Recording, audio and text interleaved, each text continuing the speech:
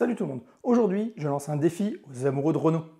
Ma dernière vidéo sur les prototypes Peugeot oubliés a fait un véritable carton, du moins à l'échelle de ma chaîne, avec plus de 100 000 vues en à peine 3 ou 4 jours.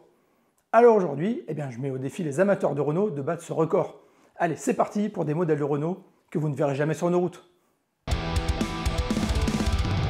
Après la Seconde Guerre mondiale, de nombreux constructeurs ont réussi à survivre grâce au succès de petites voitures populaires, bonnes à tout faire et surtout pas chères.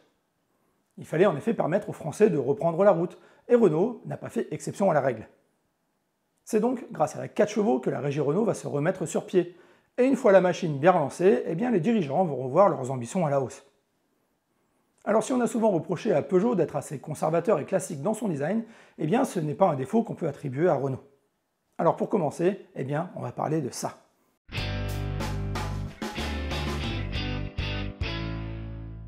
À la fin des années 50, les bureaux d'études de Renault, en collaboration avec le designer Ghia, vont proposer un modèle de voiture dite compacte, c'est le terme officiel utilisé par le bureau d'études, pour proposer un véhicule urbain, pas trop gros donc, mais offrant quand même un maximum de volume intérieur à ses passagers. C'était le projet 600.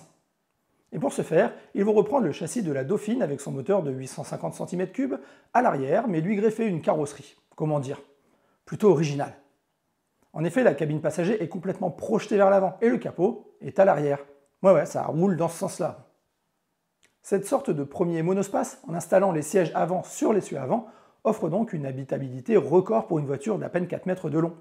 Le moteur, lui, trouve sa place entre l'essieu arrière et la banquette, ce qui rend l'accessibilité plutôt délicate, puisqu'il faut basculer la lunette arrière pour y accéder, mais ça a au moins permis d'aménager un vrai coffre spacieux, comme sur toute voiture conventionnelle. Par contre, pour ce qui est du positionnement insolite de la roue de secours juste derrière les sièges avant, pas sûr que ça aurait été très apprécié par les clients. Ghia va quand même en étudier une version taxi avec une double banquette à l'arrière, mais qui est obligée de devoir repousser le moteur en porte-à-faux derrière l'essieu, et en supprimant le coffre. Alors vous admettrez que pour un taxi, c'est pas l'idéal de ne pas avoir de coffre. En 1958, le projet est finalement abandonné, mais le concept, lui, ne va pas disparaître pour autant. En 1959, Pierre Dreyfus, le directeur de la régie, décide qu'il est temps de remplacer la frégate, qu'il n'aimait pas trop d'ailleurs, et qu'il trouve dépassée par un modèle beaucoup plus avant-gardiste. Le bureau d'études va donc ressortir du placard son idée de voiture inversée, mais pour l'appliquer cette fois-ci à une grande routière beaucoup plus statutaire. Avec une carrosserie en alu qui permet de rester sous la tonne, la finition intérieure se veut un peu plus cossue, et sa ligne est un petit peu mieux travaillée. Mais c'est surtout sous le capot qu'on constate la différence. Fini ici le petit 4 cylindres de la Dauphine, cette fois-ci on a droit à un V8.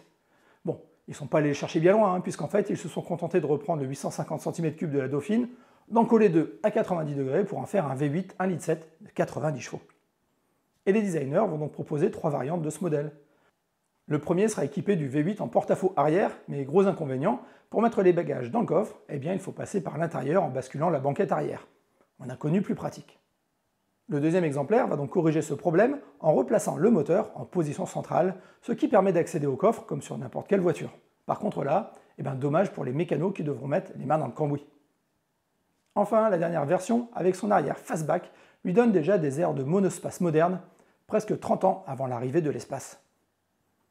Alors bien sûr, les projets 600 et 900 sont restés dans les cartons puisqu'à cette époque, la 4L et les R16 étaient déjà presque prêtes, et ce sont elles qui hériteront du rôle de citadine populaire et de voiture bourgeoise, même si la R16 n'aura jamais droit à son V8. Et puisqu'on parle de la R16, on enchaîne.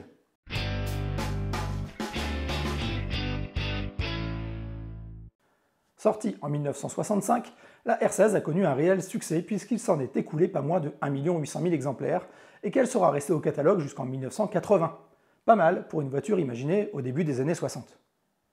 Pourtant, Renault avait pris un très gros risque en proposant une voiture bourgeoise avec un haillon, alors que dans l'esprit de la majorité des gens, une vraie berline se devait d'avoir un vrai coffre.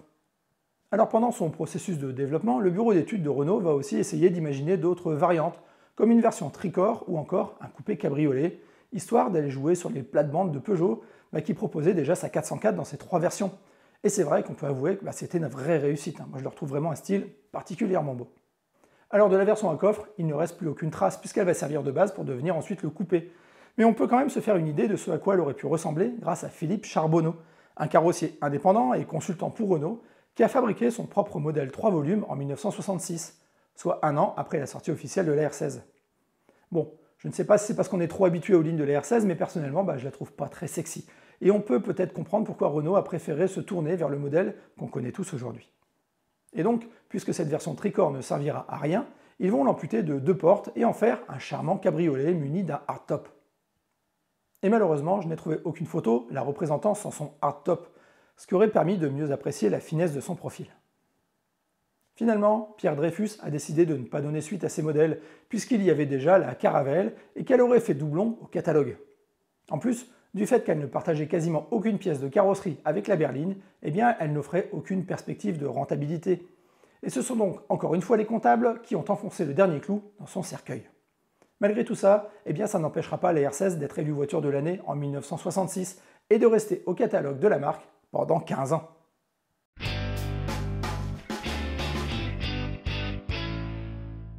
C'est 10 ans après le projet avorté de la R16 coupé que Renault va remettre le couvert avec son nouveau modèle, la Renault 14.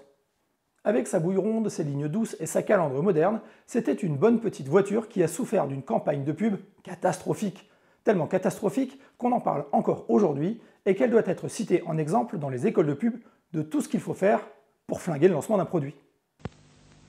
Ceci est une Renault 14. La Renault 14, c'est comme une poire. Bah oui, il n'y a rien de flatteur à se faire traiter de bonne poire quand on achète un produit. Bref, passons là-dessus. Bon, malgré tout, la voiture se vendait plutôt bien. Alors chez Renault, on s'est dit que ce serait peut-être une bonne idée d'en faire un coupé qui donnerait un petit peu de peps au modèle.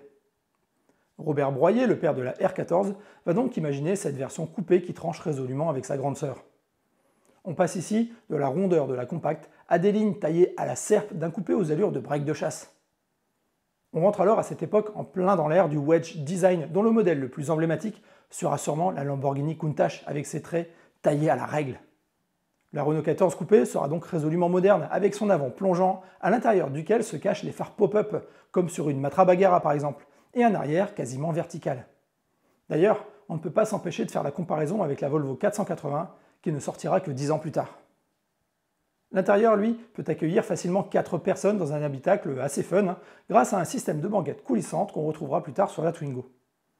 La réalisation, elle, sera confiée aux usines Ligier, qui en auraient eu bien besoin à l'époque suite à l'arrêt de la production de la Citroën SM. Mais bien qu'ils prévoyaient d'en construire jusqu'à 25 000 par an, ils n'en fabriqueront que quelques prototypes, donc il ne reste que celui-là. En fait, Renault n'avait pas besoin d'un nouveau coupé puisqu'ils avaient déjà les R15 et R17 et qu'ils planchaient déjà sur la future Fuego. Finalement, les R14 coupés s'est peut-être retrouvé là, au mauvais endroit, au mauvais moment.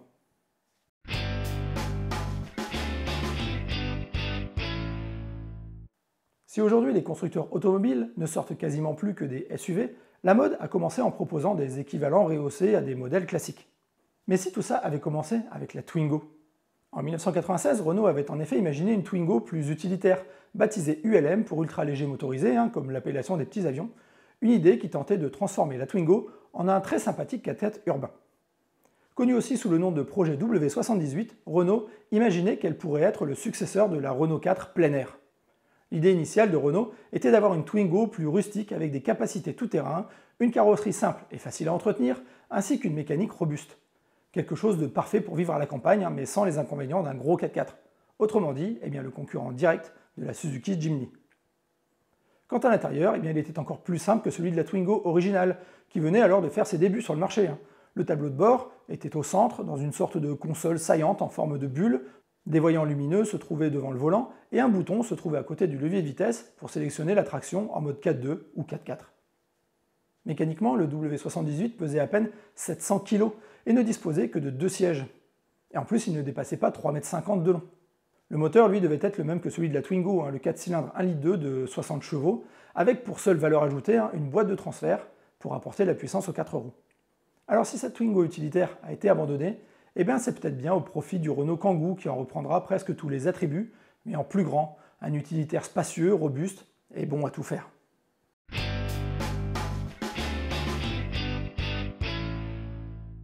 La fin des années 90 a marqué le début d'une nouvelle mode, celle des néo-rétro, ou autrement dit, comment faire du neuf avec du vieux. Mais avant même l'apparition de la New Beetle ou de la Mini sauce BMW, c'est Renault qui aurait pu ouvrir le bal. En 1996, pour fêter les 50 ans de l'emblématique 4 chevaux d'après-guerre, Renault va présenter la 50. Forcément, elle reprend tous les codes stylistiques de son ancêtre, avec sa bouille ronde, son moteur à l'arrière refroidi par des ouvertures dans les ailes et le capot, et ses fameuses moustaches sur la calandre. Mais sous ce design fort sympathique se cachent des technologies tout à fait modernes. La coque en carbone Kevlar repose sur un châssis alu de Renault Spider, ce qui en fait une pure deux places, et elle en reprend même les trains roulants.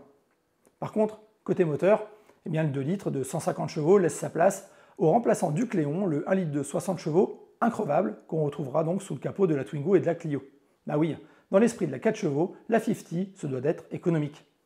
À bord, on pense déjà écologie. L'utilisation de matériaux naturels renforce le caractère décontracté de la voiture. Les panneaux de porte sont en rotin et les sièges sont en lin et en coton.